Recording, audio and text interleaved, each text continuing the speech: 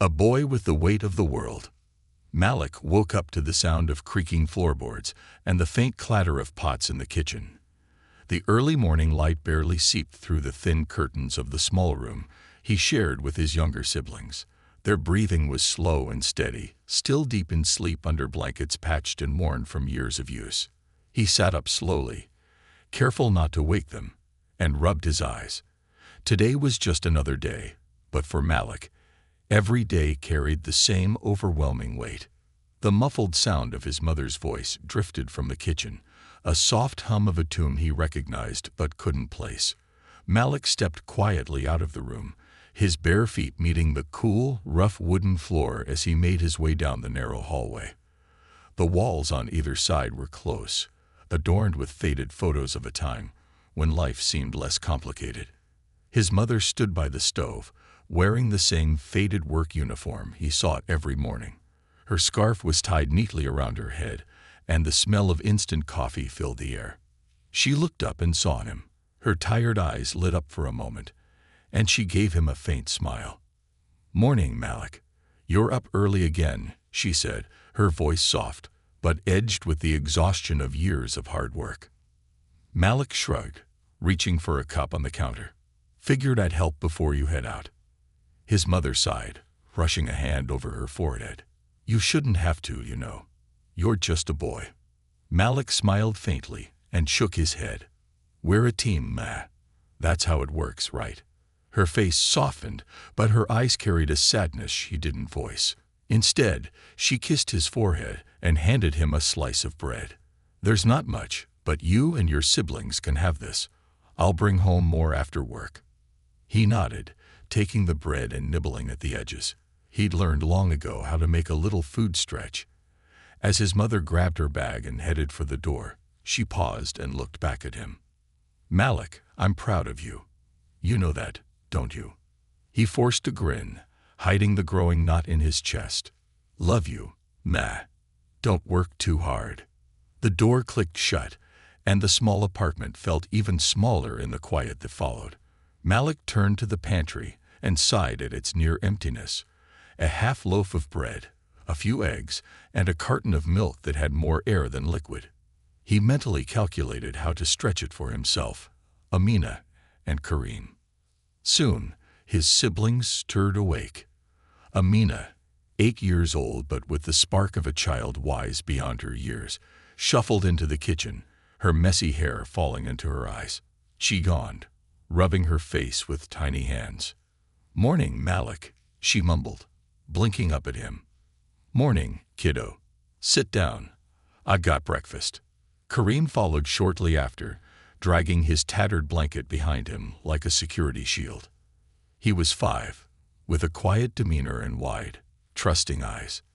Malik poured milk into their cups, cutting it with water to make it last. He toasted the bread lightly on the stove and gave them each a slice, making sure they had the bigger portions. They ate quickly, chatting about school and their friends, while Malik kept an eye on the clock. He needed to walk them to school and still find time to handle the bills that weighed on his mind. The electric bill hung on the fridge, a glaring reminder of their struggles. The red final notice stamp felt like it was shouting at him every time he glanced at it. He pulled it down and folded it carefully, sliding it into his pocket. He didn't want his siblings to see it. It wasn't their burden to carry. Once they were ready, Malik walked them to school, their small hands in his. The streets of their neighborhood were alive with the familiar sounds of rumbling engines, honking horns, and neighbors yelling out greetings. The air smelled of frying oil from the street vendors, and the pavement underfoot was cracked and uneven. At the school gate, Amina hugged him tightly. "You're the best brother ever, Malik," she said with a grin. He chuckled, ruffling her hair. "You say that now. Wait until I make you do your homework later." Kareem tugged on his sleeve, his small face serious. "Will you be here when we get out?" "Always," Malik promised, watching them disappear through the school doors.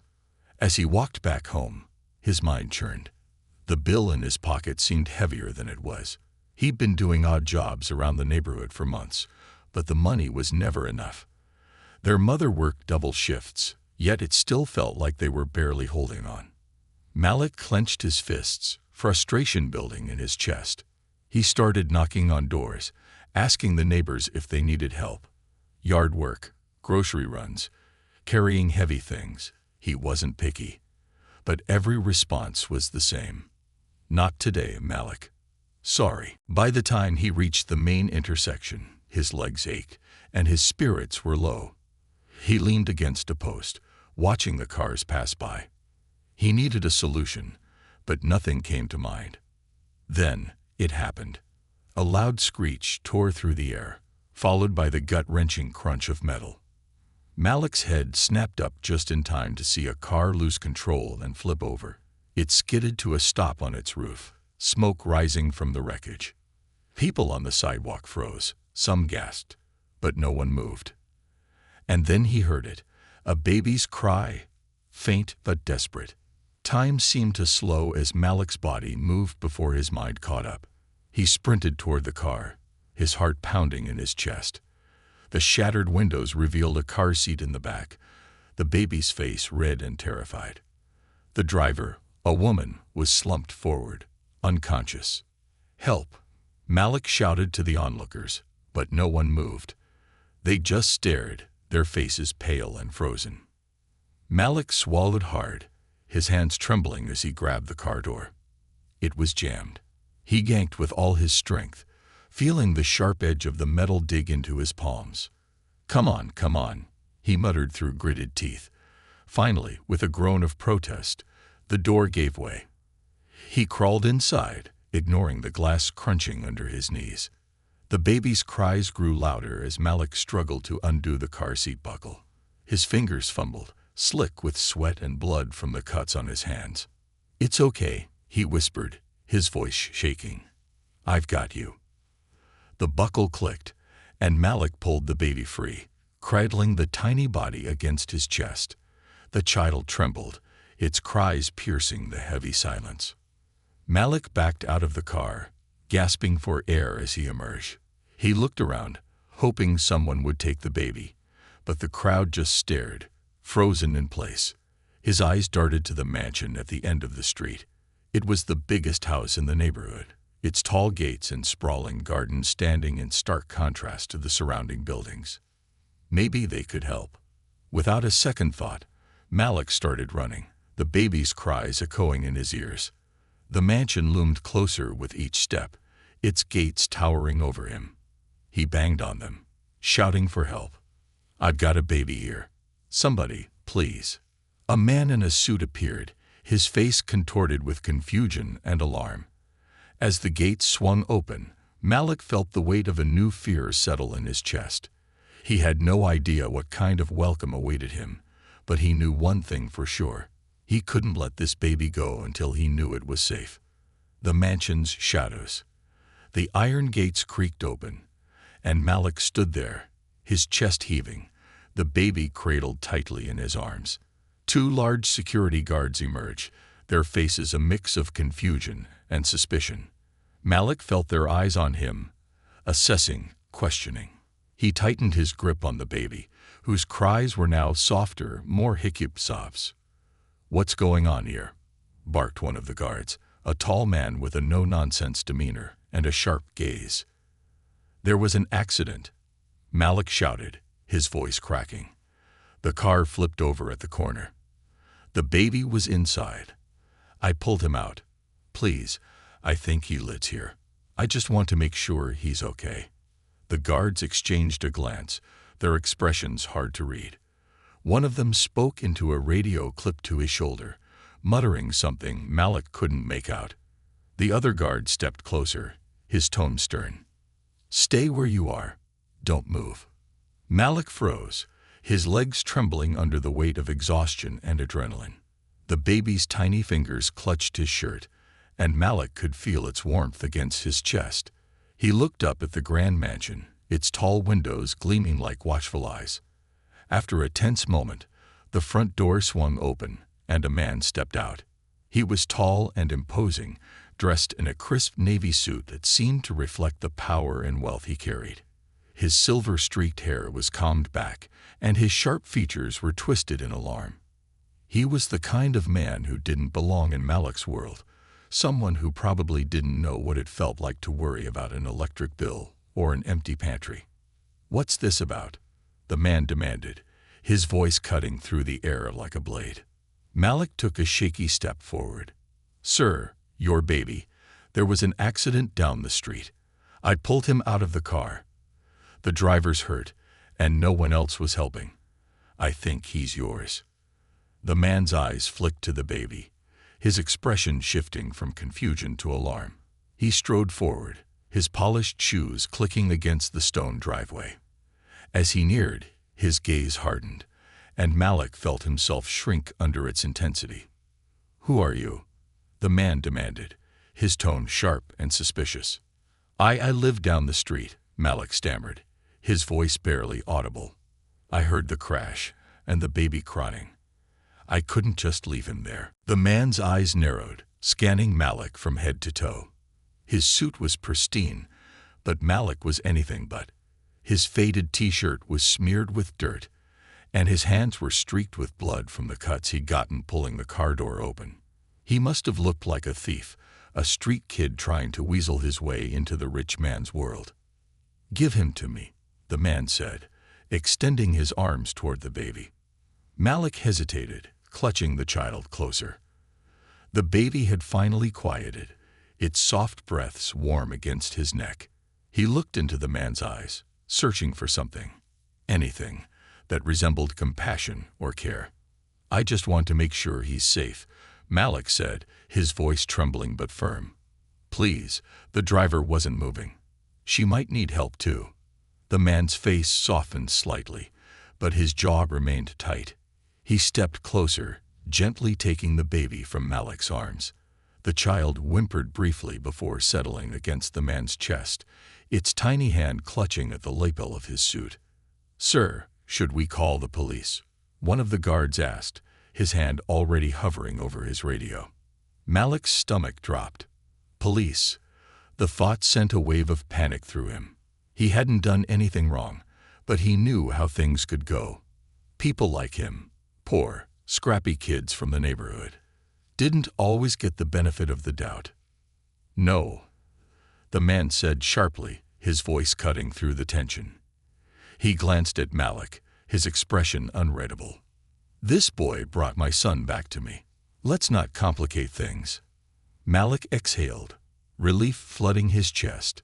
He stepped back, his hands trembling at his sides. "Thank you," Malik muttered, his voice barely above a whisper. I just wanted to help." The man studied him for a long moment, his sharp eyes seeming to see through Malik's nervous exterior. Finally, he nodded. "Come inside," he said, his tone softer now. "You're bleeding. Let's get that taken care of." Malik blinked, caught off guard. I'm fine. I should." "Come inside," the man repeated, more firmly this time. "You're hurt, and I won't have it on my conscience if you collapse on my property." Malik hesitated, glancing at the guards, who still looked skeptical but stepped aside to let him pass. The man turned and walked toward the house, the baby nestled against his shoulder. With no other choice, Malik followed. The interior of the mansion was like nothing Malik had ever seen. Marble floors gleamed under the soft glow of crystal chandeliers, and the walls were lined with paintings and ornate mirrors. Everything felt vast and immaculate, a world away from the cramped apartment Malik called home. He kept his eyes down, afraid to look too long at anything. His dirt-streaked sneakers squeaked against the polished floor, and he felt painfully out of place. The man led him into a spacious sitting room, where a housekeeper appeared almost instantly, her hands clasped in front of her. "Bring the first aid kit," the man instructed, his voice clipped. The housekeeper nodded and disappeared down the hall. Malik stood awkwardly by the door, unsure of where to go or what to do. "Sit," the man said, gesturing to an upholstered chair by the window. Malik hesitated, glancing at the pristine fabric. "I don't want to get it dirty," he said, his voice small. The man's expression softened, and he let out a breath that sounded almost like a sigh. "It's just a chair. Sit." Malik obeyed, perching on the edge of the seat. The man set the baby down in a bassinet near the window and turned back to Malik. "I'm Andrew Hastings," he said, his voice steady. "And you are?" "Malik," he replied, fidgeting with the hem of his shirt. "Malik Khan. I live just down the street." "Malik," Hastings repeated, nodding slightly. "You said there was an accident. Tell me what happened." Malik recounted the events as best as he could, his words tumbling out in a rush. He told Hastings about the car spinning out, the driver slumped forward, the baby's cries. He described the crowd of onlookers who did nothing and the fear that had propelled him to act. Hastings listened intently, his expression unreadable. When Malik finished, there was a long pause. "You did something extraordinary today," Hastings said finally, his voice low. "Most people would have walked away. You didn't." Malik shrugged, his gaze dropping to the floor. "I just did what anyone would do." "You're wrong," Hastings said firmly. "Not everyone would risk themselves for a stranger." Before Malik could respond, the housekeeper returned with a small white box. She handed it to Hastings, who opened it and pulled out antiseptic wipes and bandages. "Give me your hand," Hastings said, crouching slightly. Malik hesitated, then extended his injured hand. Hastings worked in silence, dabbing at the cuts with a practiced precision that surprised Malik. "You're lucky," Hastings said as he wrapped a bandage around Malik's palm. "These could have been worse." Malik nodded, unsure of what to say. His gaze drifted to the bassinet, where the baby now slept peacefully. When Hastings finished, he stood and studied Malik for a moment. "You're free to go," he said finally, his tone neutral. "But before you leave, I want you to know something." Malik looked up, his heart pounding. "You've done more than save my son's life," Hastings said. "You've reminded me that there's still good in this world. If you ever need anything, you come to me. Understand?" Malik nodded slowly, the weight of Hastings' words sinking in. "Thank you, sir," Malik said, standing. "But I didn't do it for a reward. I just wanted to help." Hastings smiled faintly, his gaze thoughtful. "That's what makes it remarkable, Malik. Go home. Take care of your family. And remember, you've got someone looking out for you now." As Malik left the mansion, the crisp evening air hit his face, and for the first time in a long time, he felt a spark of hope.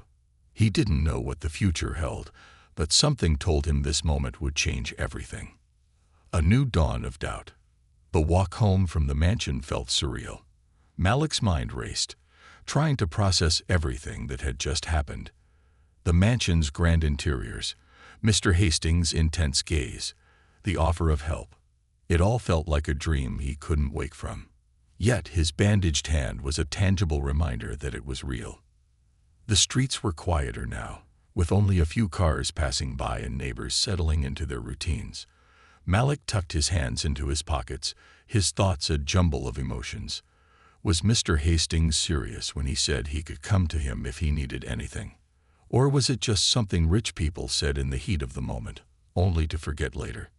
When Malik reached the familiar site of his apartment building, he paused outside, staring at the cracked walls and chipped paint.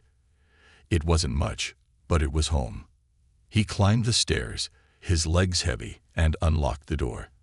The familiar smells of home, faint spices, and old wood washed over him as he stepped inside. His mom was sitting at the kitchen table, her head resting on her hands. She looked up when the door creaked open, her face lighting up with a tired but warm smile. "There's my boy," she said, straightening up. "What took you so long? You had me worried." Malik hesitated, unsure of how to explain the day's events. He closed the door behind him and leaned against it, his gaze dropping to the floor. "Something happened," he said slowly. His mom's brow furrowed. "What do you mean? Did something happen at school?" "No, Ma," Malik said quickly, shaking his head. "It wasn't school. There was an accident, down the street, A car flipped over, and there was a baby. His mother's eyes widened, her hand flying to her chest. A baby? Was it hurt? Are you hurt? Malik held up his bandaged hand. I'm fine, Ma. I got a few cuts, but nothing bad. The baby's okay too. I got him out of the car and took him to the mansion at the end of the street. Turns out he lives there. The Hastings place, his mom asked, her voice rising in surprise. Malik nodded. Yeah. The dad, Mr. Hastings, he thanked me. He said I could come to him if I ever needed help. His mom stared at him, her face a mix of disbelief and concern. She stood, crossing the small room to take his hands in hers. Malik, she said softly, her eyes searching his. That's a kind thing, he said, but be careful. People like him, they live in a different world. They don't understand what it's like for people like us. Don't get your hopes up, okay? Malik nodded, though a flicker of doubt took root in his chest. He wanted to believe Mr. Hastings meant what he said, but his mother's warning lingered. The next day, Malik woke to the sound of his siblings bickering in the other room. He smiled faintly, their voices a comforting constant in his chaotic life. After a quick breakfast of toast and milk, he walked them to school, listening as Amina chattered about a story they'd read in class. At the school gate, Kareem tugged on Malik's hand, his small face serious. Malik, he said softly, you're a hero now, right? Like in the books. Malik laughed, crouching down to look his brother in the eye. I'm just your brother, Kareem. That's enough for me. Kareem grinned and hugged him tightly before running off with Amina. Malik watched them disappear into the building. The warmth in his chest mingled with the ever-present weight of responsibility. On his way back, Malik passed the intersection where the accident had occurred. The wreckage was gone, but shards of glass still glinted in the sunlight, a stark reminder of the chaos from the day before. He paused, staring at the spot where the car had flipped, and a strange sense of pride swelled within him. That afternoon after school, Malik decided to test Mr. Hastings' offer. The electric bill still sat on the kitchen counter, its red final notice stamped glaring at him like an accusation. Malik folded it carefully and tucked it into his pocket. When he reached the mansion, the gates loomed before him, as imposing as they'd been the day before. He hesitated for a moment, his hand hovering over the intercom button. What if his mother was right? What if Mr. Hastings didn't really mean what he'd said? Before he could overthink, Malik pressed the button. The speaker crackled, and a guard's voice came through. Yes, it's Malik, he said, his voice steadier than he felt. I was here yesterday. Mr. Hastings said I could come if I needed help. There was a pause, and Malik's heart pounded in the silence. Finally, the gate creaked open. As he walked up the driveway, he spotted Mr. Hastings standing on the front steps, his arms crossed. His expression was unreadable, but he nodded when he saw Malik. Back so soon? Mr. Hastings asked, his tone neutral. Malik swallowed hard and stepped closer. Sir, I'm sorry to bother you, but I wanted to ask if you meant what you said yesterday. About helping. Hastings raised an eyebrow. I don't say things I don't mean, Malik. What's on your mind? Malik pulled the folded bill from his pocket, his hands trembling slightly. It's the electric bill. My mom works so hard, but we're behind. I don't want charity, sir. I need a job. Anything you need done. Yard work, cleaning, anything. I'll do it. For a moment, Mr. Hastings said nothing, his sharp eyes scanning Malik's face. Then he took the bill, unfolding it and glancing at the amount. He let out a low hum, his expression thoughtful. You're not asking for a handout, Hastings said finally, a faint smile tugging at his lips. You're asking for an opportunity. Yes, sir, Malik said quickly. I'll work hard, I promise. Hastings nodded slowly. I respect that. Tell you what, my gardener, George, has been asking for extra help in the garden. It's hard work, but if you're willing, I'll pay you a fair wage. Does that sound fair? Malik's eyes widened, relief flooding through him. Yes, sir. Thank you. I won't let you down. Hastings smiled faintly, his expression softening. I believe you, Malik. Come by tomorrow after school, and George will get you started. Malik nodded, his chest swelling with pride. He'd done it. He'd found a way to help his family. As he walked back down the driveway, the weight of the bill in his pocket felt a little lighter. That evening, Malik told his mom about the job. She listened in silence, her hands resting on the table as he explained. When he finished, she reached across the table and took his hand, her eyes glistening. You're doing so much for us, Malik, she said, her voice thick with emotion. I don't know how we'd manage without you. Malik shook his head, a lump rising in his throat. We're a team, Ma. I'm just doing my part. As he lay in bed that night, Malik stared at the cracked ceiling, his mind racing. Tomorrow would be the start of something new, a chance to prove himself, to help his family, and maybe, just maybe, to believe that things could get better. The weight of the garden. The next day was unseasonably warm for spring. Malik's school day dragged on, the minutes ticking by like hours. His classmates chattered about their weekend plans, movies, video games, and soccer matches. But Malik's mind was elsewhere. He thought about the mansion, the sprawling garden he'd glimpsed, and the promise he had made to Mr. Hastings. When the final bell rang, Malik grabbed his worn-out backpack and hurried out of the school gates. He didn't stop to chat with his friends, ignoring their calls as he darted down the cracked sidewalks toward the mansion. This wasn't just another job to him. It was a chance to prove that he could do more, be more. The sun hung low in the sky as he reached the towering iron gates. He pressed the intercom button, and the guard buzzed him in without hesitation. Malik walked up the driveway, the scent of freshly mowed grass and blooming flowers filling the air. As he approached the garden, a stout, middle-aged man in overalls waved at him. His face was tanned and weathered, his hands rough from years of labor. He had a kind smile, but his eyes carried the sharpness of someone who didn't tolerate nonsense. You must be Malik, the man said, extending a hand. I'm George. Mr. Hastings told me you'd be starting today. Yes, sir, Malik said, shaking George's hand. Thank you for giving me a chance. George chuckled, his laugh deep and warm. We'll see how you feel about it after a few hours of digging and weeding. Come on, let's get you started.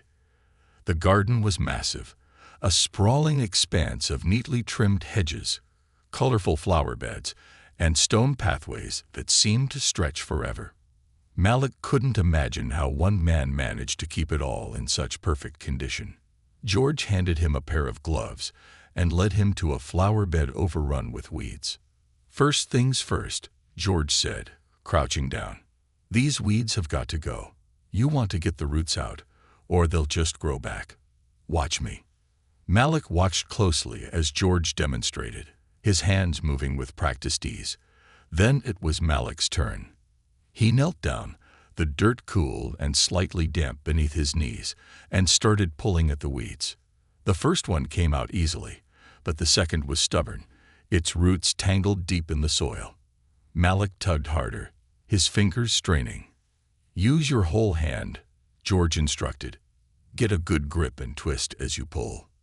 Malik followed George's advice, and the weed came loose with a satisfying snap. He grinned, holding it up triumphantly. There you go, George said with a nod. Now just do that about 100 more times. Malik laughed, already feeling the strain in his fingers. For the next few hours, Malik worked steadily, pulling weeds and clearing debris. The sun beat down on his back, and sweat dripped from his forehead. But he didn't stop. George moved between tasks, occasionally checking on Malik's progress and offering tips. You're a quick learner, George said as Malik moved to the next flower bed. Most kids your age don't stick with this kind of work. Too dirty, too hard. But you're doing good, kid. Malik smiled, his chest swelling with pride. Thanks. I just want to do my best. As the hours passed, Malik began to notice the details of the garden he hadn't seen before. The roses near the fountain were a deep crimson, their petals velvety and perfect. A row of lavender bushes filled the air with a calming scent. Even the stone pathways were meticulously maintained, the stones smooth and free of cracks. "This place is beautiful," Malik said as he wiped his brow. George chuckled. "It didn't always look like this. When I started here, it was overgrown and wild. Took years to get it into shape. Mr. Hastings wanted it to be a place of peace, somewhere he could escape from the world. I think it turned out pretty well." Malik nodded, his hands still busy with the weeds. He wondered what it must be like to have a garden like this, a place that felt like a whole other world. As the sun dipped lower in the sky, George handed Malik a rake. "Time to clean up," George said. "Gather up the leaves and weeds, and we'll take them to the compost pile." Malik nodded, his arms sore, but his determination unwavering. He worked quickly, raking the debris into neat piles and loading them into a wheelbarrow. By the time they finished, the garden looked pristine. Malik stepped back, admiring their work. He couldn't help but feel a sense of accomplishment, knowing he'd contributed to the beauty of this place. "Not bad for your first day," George said, clapping Malik on the shoulder. "You've got a good work ethic, kid. I like that." "Thanks," Malik said, grinning. "I'll be back tomorrow. I want to keep learning." George nodded, his expression thoughtful. "You remind me of myself when I was younger. You've got that spark, Malik. Don't lose it." As Malik walked back down the driveway, the mansion glowing in the warm light of sunset, he spotted Mr. Hastings standing on the front steps. The man watched Malik approach, his sharp gaze softening when their eyes met. "How was your first day?" Mr. Hastings asked. "It was good, sir," Malik said, wiping his hands on his jeans. "George is a great teacher." Hastings smiled faintly. "He is. And he said you're a hard worker." "Keep it up, Malik. Hard work doesn't go unnoticed." "Yes, sir," Malik said, nodding. Hastings hesitated for a moment, then added, "And remember what I said. If you ever need anything, you come to me." Malik nodded again, his chest tightening. "Thank you, sir. I won't let you down." As Malik walked home, the soreness in his muscles was outweighed by a sense of pride. He'd taken a step forward, a small but meaningful one. The electric bill wasn't paid yet, and his family's struggles weren't over, but for the first time in a long time, he felt like he had a way to help. At home, his mom was cooking dinner, the smell of spices filling the air. She looked up when Malik walked in, her face lighting up with a tired but genuine smile. "How was it?" she asked. "It was good," Malik said, setting his backpack down. "Hard work, but good. I think I'm going to like it there." His mom nodded, her eyes softening. "I'm proud of you, Malik. You're doing so much for us." Malik smiled, his heart swelling.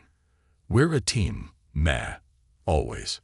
As he sat down at the table, the weight of the day's work faded, replaced by a quiet determination. He didn't know what challenges lay ahead, but he was ready to face them head-on. For his family, for himself, and for the hope that things could get better. A glimpse beyond. The next morning, Malik woke up to the sound of rain tapping against the window.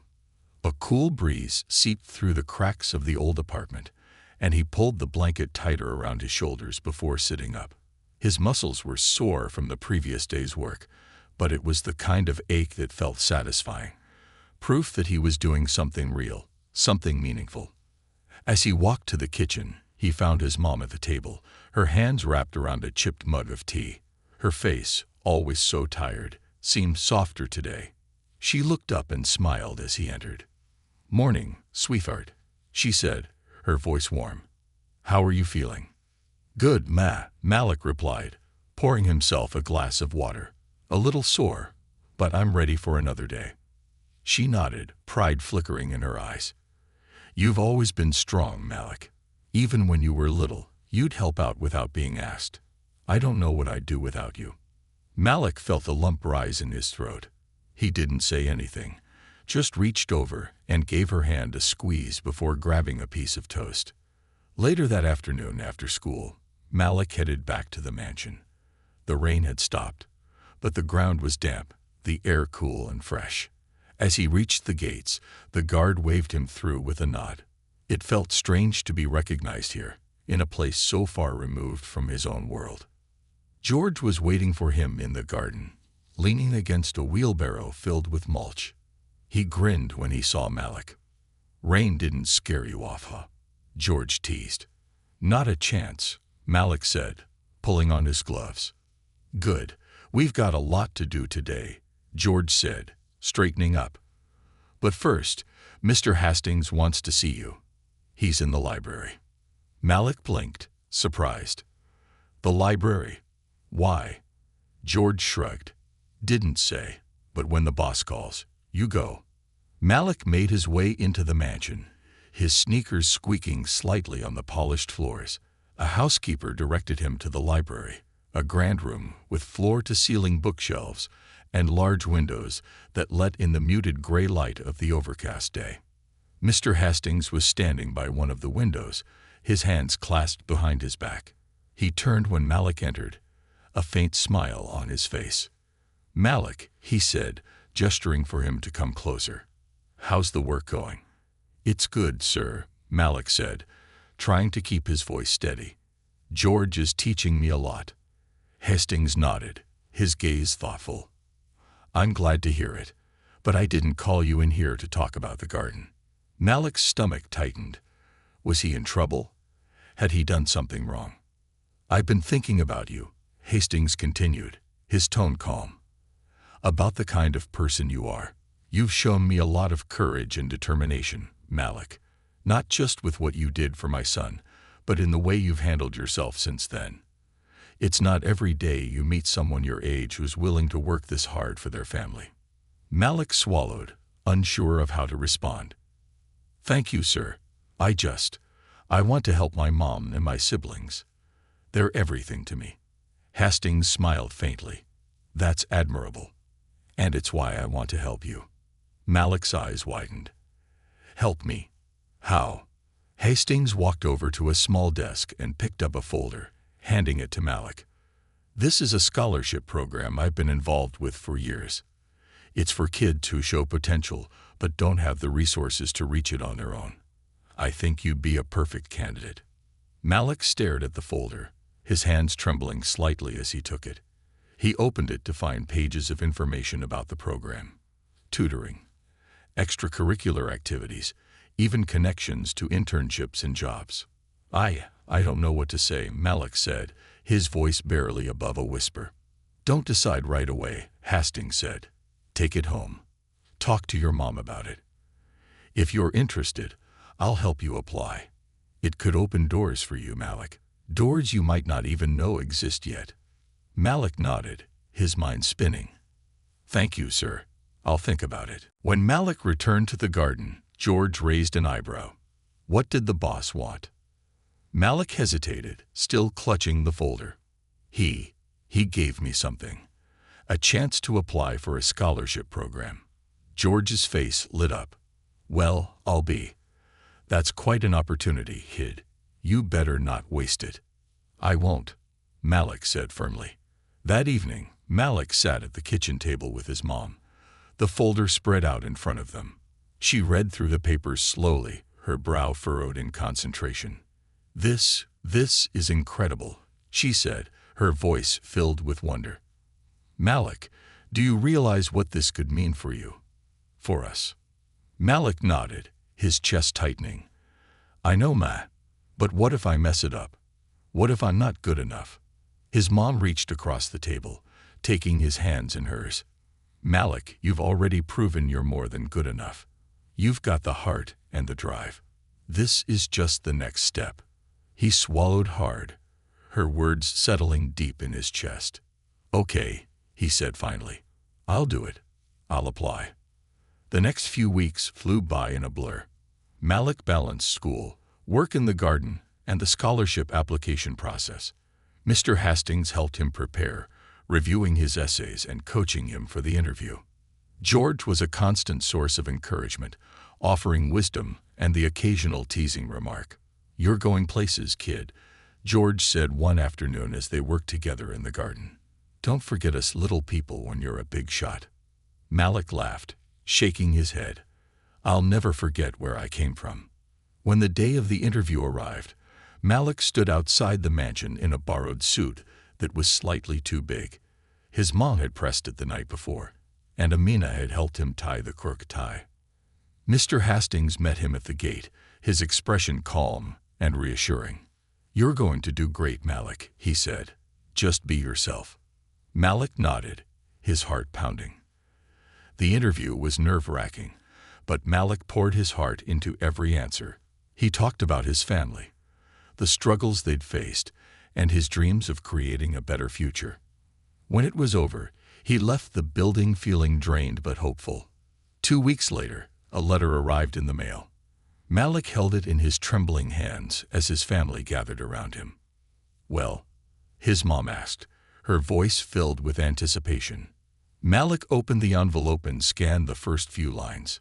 His eyes widened, and a grin spread across his face. "I got it," he said, his voice shaking with emotion. "I got the scholarship." Cheers erupted in the small apartment.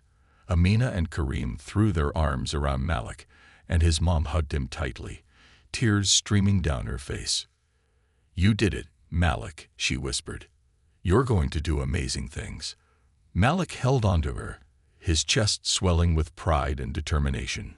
He didn't know exactly what the future held, but he knew one thing for certain. He was ready to face it head-on. For his family, for himself, and for the people who had believed in him. New horizons. The days following the scholarship announcement were a whirlwind of change. Malik felt as though his world had shifted on its axis. For the first time in years, there was a tangible sense of hope in the air, a feeling that the future could hold more than just struggle and survival. But with this hope came a new kind of pressure, a weight that settled heavily on Malik's shoulders. His mom, as proud as she was, couldn't hide her concern. "This is a big step, Malik," she said one evening as they sat together at the kitchen table, her fingers brushing over the edges of the scholarship letter. "You've worked so hard for this, but it won't be easy. There's a lot more to learn, and you'll be in places with people who've never faced what we face." Malik nodded, understanding what she meant. He'd be stepping into a world that felt foreign, surrounded by kids who'd grown up with everything he'd only dreamed of. It was daunting, but he was determined not to let it stop him. "I'll do my best, Ma," he said, his voice steady. "I won't let them push me down. I'll show them I belong there." Her eyes glistened with unshed tears, and she cupped his face with her hands. "You already belong, Malik. You've earned every bit of this." The scholarship program included weekend classes and mentorship sessions, starting the very next Saturday. Malik's first session was held in a sleek, modern building downtown, a stark contrast to the worn brick of his school and a cramped apartment he called home. As he entered the building, clutching his notebook and a pen he'd borrowed from Amina, he felt a pang of self-doubt. The other kids in the room looked polished and confident, their clothes crisp, their backpacks new. Malik tugged at his second-hand shirt, his nerves tightening with each passing second. A man with salt and pepper hair and a warm smile approached him. "You must be Malik Khan," he said, extending a hand. "I'm Mr. Carter. I'll be one of your mentors." "Yes, sir," Malik said, shaking his hand. Mr. Carter nodded toward the group. "Come on, let's get you settled. You're going to do just fine here." Malik took a seat near the back, his heart pounding as the session began. The mentor spoke about setting goals, managing time, and overcoming challenges. It was inspiring, but also overwhelming. The other kids eagerly raised their hands to share their dreams of becoming doctors, engineers, and entrepreneurs. When it was Malik's turn, he hesitated. What was his dream? For so long, his only goal had been survival, keeping the lights on, putting food on the table, helping his family get through another day. Now, for the first time, he had to think about what he wanted for himself. "I want to help people," he said finally, his voice steady despite the nervous flutter in his chest. "I want to make a difference, like Mr. Hastings and this program are doing for me. I don't know exactly how yet, but I'll figure it out." The room was quiet for a moment, and then Mr. Carter smiled. "That's a great answer, Malik. And trust me, we'll help you figure it out." As the weeks went by, Malik found his footing in the program. The other kids, though different from him in many ways, were welcoming and curious. They asked him about his life, his family, and the accident that had led to his scholarship. One day, during a group activity, a girl named Alina turned to him. She had sharp eyes and a quick smile, and she seemed genuinely interested in Malik's story. "It's pretty amazing what you did," she said, "running into that car to save the baby. Most people wouldn't have done that." Malik shrugged, feeling a little embarrassed. "I didn't really think about it. I just knew I had to do something." "That's what makes it so impressive," Alina said, her voice earnest. "You don't wait for someone else to act. You just do it." Her words stayed with him long after the session ended. Maybe there was something about him, something that could help him stand out in this new world. Back at the mansion, Malik continued working in the garden under George's guidance. The scholarship might have opened new doors, but Malik wasn't about to let go of the job that had helped him get there.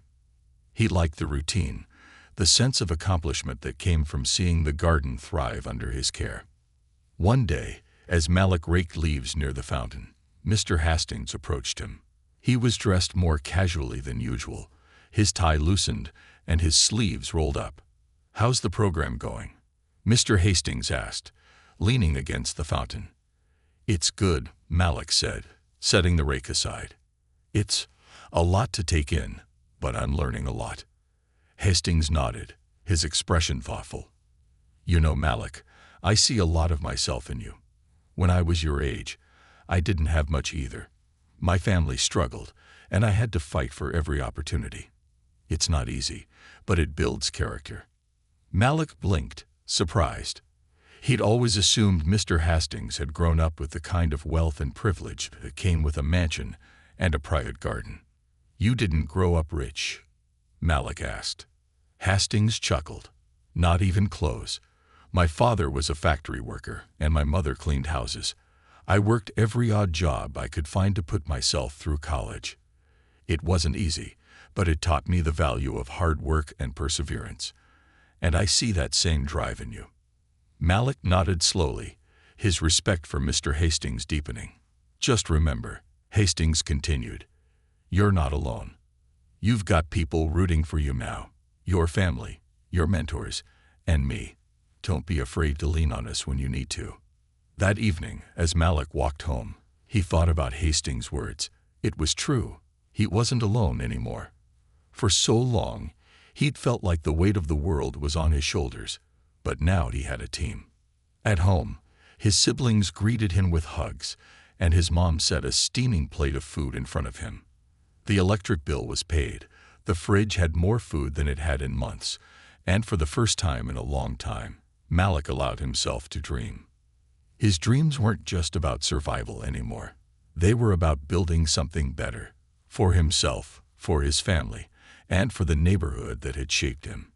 He didn't know where the scholarship would take him, but he knew one thing for sure. He was ready to rise to the challenge. The road ahead was long and uncertain, but Malik felt a spark of confidence growing within him. He had faced the fire before and come out stronger. Whatever came next, he would meet it with the same courage and determination that had brought him this far. Building bridges. Weeks turned into months, and Malik's life settled into a rhythm that was both exhausting and exhilarating. He balanced school, the scholarship program, and his job at the mansion with a sense of purpose that made the long days worthwhile. The once overwhelming weight of his responsibilities now felt lighter, buoyed by the growing hope that he was building something better, not just for himself, but for his family and the community that had shaped him. At school, his teachers noticed the change in him. He was more focused, his hand shooting up to answer questions in class, and he was spending more time in the library after school, poring over books that expanded his understanding of the world. "You've got a fire in you, Malik," his math teacher told him one day after class. "Don't let it burn out. You're capable of big things." Malik took those words to heart, carrying them with him as fuel for the challenges ahead. One afternoon, after a particularly tough tutoring session at the scholarship program, Malik found himself lingering in the hallway. His mentor, Mr. Carter, noticed him and walked over. "You've been quiet today," Mr. Carter said, leaning against the wall. "Something on your mind?" Malik hesitated, then nodded. "I guess I'm just overwhelmed sometimes. I look at the other kids in the program, and they seem so sure of themselves, like they've always known they were going to succeed. But me? I'm just trying to figure it all out." Mr. Carter smiled gently. "It's normal to feel that way, Malik, but let me tell you something. Those kids, they have their struggles too. They might not be the same as yours, but they're just as real.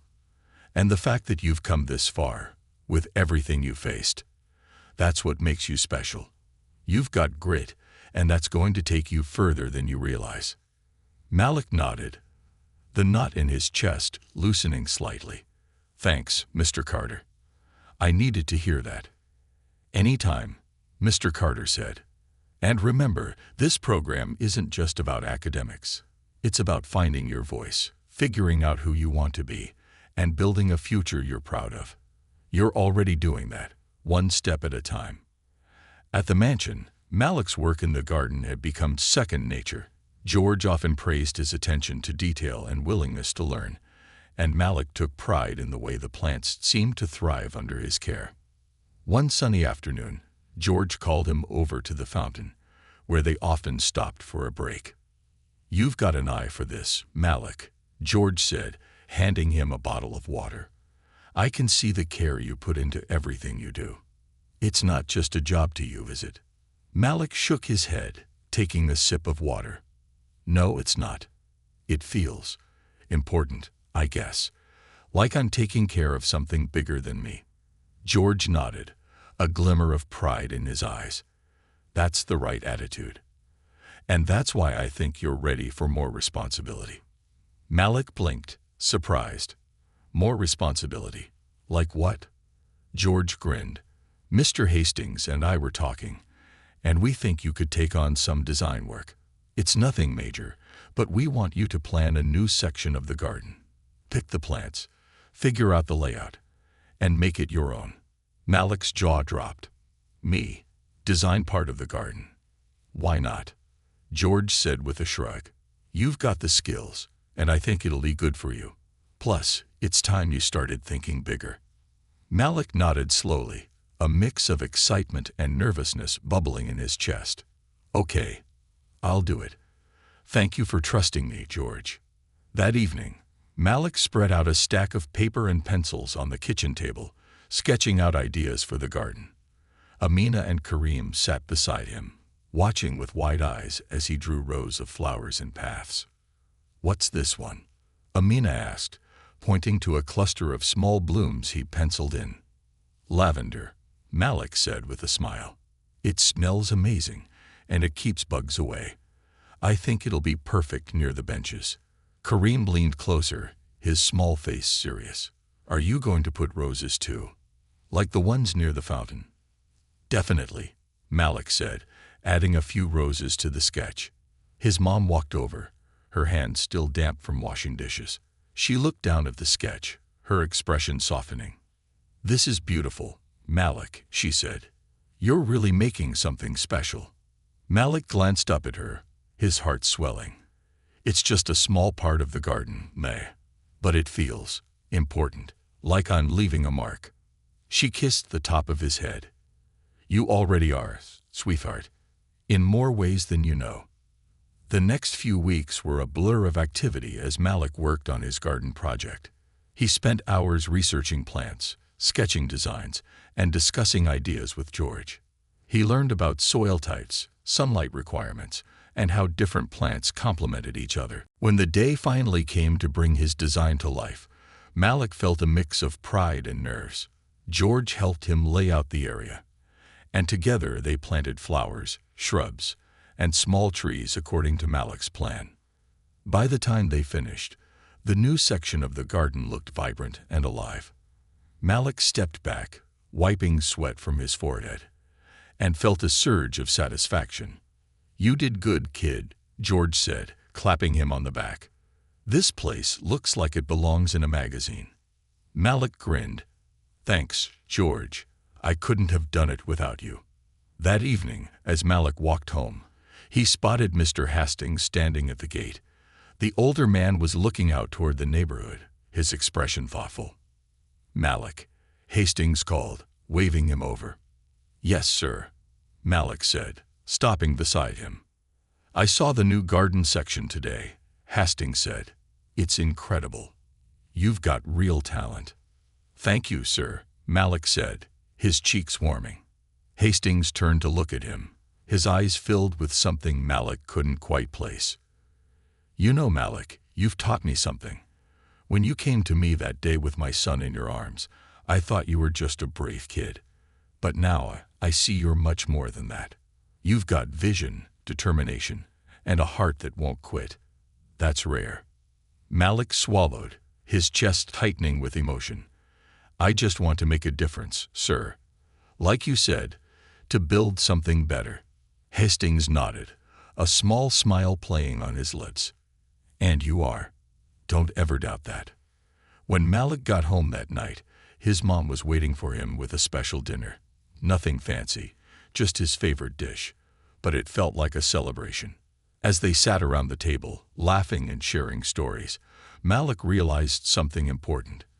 He wasn't just building a garden or chasing a scholarship. He was building bridges between his world and the one beyond the mansion gates, between the person he was and the person he wanted to become. And as daunting as the future seemed, Malik knew he was ready to face it, because for the first time, he truly believed in himself and the path he was creating. From the ground up, the morning was crisp and clear, with sunlight filtering through the thin curtains of the apartment. Malik woke up early, the day already buzzing in his mind. Today wasn't just any day. It marked the official unveiling of the section of the garden he had designed. Mr. Hastings had planned a small gathering to celebrate the work, inviting not just his family but a few community members as well. Malik dressed carefully, smoothing out the wrinkles in his only button-up shirt. Amina and Kareem were excitedly helping him get ready, their chatter filling the small apartment with energy. "Do you think Mr. Hastings will let us see the fountain?" Kareem asked, his eyes wide. "I hope so," Amina chimed in. "Malik says it's like something from a movie." Their mom walked into the room, her face glowing with pride. She adjusted Malik's collar and kissed his cheek. "You're doing something incredible today, Malik. Remember that." Malik smiled, though a flutter of nervousness stirred in his stomach. "Thanks, Ma. I'll make you proud." When they arrived at the mansion, the gates were already open, and the driveway was lined with cars. Malik led his family down the familiar path, Kareem holding his hand tightly while Amina skipped ahead, marveling at the towering hedges and colorful flower beds. George met them near the garden, his face breaking into a wide grin when he saw Malik. "There's the man of the hour," he said, clapping Malik on the back. "George," Kareem said, his eyes lighting up, "can you show us the fountain?" George chuckled. "Of course, little man. Right this way."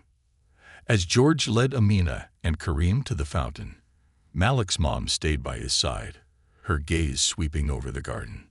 "This is beautiful, Malik," she said softly. "You've created something amazing here." Before Malik could respond, Mr. Hastings approached, his stride confident but relaxed.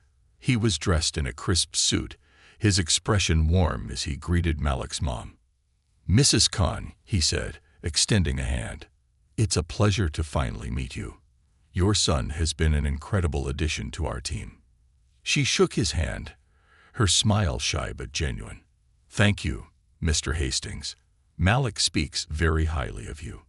"Well, he's earned every bit of praise," Hastings said, turning to Malik. Are you ready? People are excited to see your work." Malik nodded, swallowing the lump in his throat. "Yes, sir." The gathering was small but lively, with neighbors mingling alongside Mr. Hastings' family and staff. Malik felt a mix of pride and nervousness as he stood by the new garden section, explaining his design to curious visitors. "I wanted it to feel welcoming," Malik said to a woman from the neighborhood who'd come with her young daughter. "The lavender adds a calming scent, and the benches are placed to give people a good view of the roses and the fountain." The woman smiled, her daughter reaching out to touch one of the blooms. "It's beautiful," she said. "You've done something really special here." "Thank you," Malik said, his chest swelling with pride. As the afternoon went on, Mr. Hastings called for everyone's attention. He stood near the fountain, his voice carrying easily over the soft murmur of the crowd. "I want to thank you all for coming today," Hastings began. "This garden has always been a place of peace and reflection for my family, but today it's become something even more meaningful." He gestured toward Malik, who felt the eyes of the crowd turn toward him. "This young man," Hastings continued, "has not only worked tirelessly to care for this garden, but has also brought his own vision and creativity to it. Malik, you've shown us all what can be achieved through hard work, determination, and heart. This new section of the garden is a testament to that." The crowd applauded, and Malik felt his face flush as he stepped forward. He glanced at his mom, who was clapping with tears in her eyes, and at George, who gave him an encouraging nod. "Thank you, Mr. Hastings," Malik said, his voice steady despite the butterflies in his stomach. "And thank you, everyone, for being here. When I started working in this garden, I didn't know much about plants or design, but George taught me, and Mr. Hastings gave me the chance to try. I wanted to make something that felt like home, something that brought people together. I hope this garden can be that for everyone." The applause grew louder, and Malik felt a warmth spread through him that had nothing to do with the sun overhead. Later, as the crowd thinned out, Malik found himself sitting on one of the new benches, watching Kareem and Amina run around the garden. His mom joined him, her expression soft. "I can't believe how far you've come," she said, her voice filled with wonder. "Not just with the garden, but with everything." Malik nodded, his gaze on the fountain. "It still feels unreal sometimes, like I'm just waiting to wake up." She placed a hand on his shoulder. "This is real, Malik. You've earned this, and it's only the beginning." He smiled, leaning into her touch. "I couldn't have done it without you, nah, or Mr. Hastings, or George. It feels like all these people believed in me before I could believe in myself." "And now?" she asked, her eyes searching his face. Malik straightened, a quiet confidence settling over him. "Now I believe I can do anything." That evening, as they walked home under a sky painted with the colors of sunset, Malik felt a sense of peace he hadn't known in years. The path ahead was still uncertain, but it no longer scared him. He thought about the scholarship, the garden, and the bridges he was building between his world and the one beyond the mansion gates. He thought about his family, his neighborhood, and the future he wanted to create, not just for himself, but for everyone who'd ever felt stuck or overlooked. Malik had started this journey with nothing but grit and a desire to help. Now he carried with him not just hope, but the knowledge that he could make a difference. And as the stars began to appear in the darkening sky, Malik smiled, ready for whatever came next.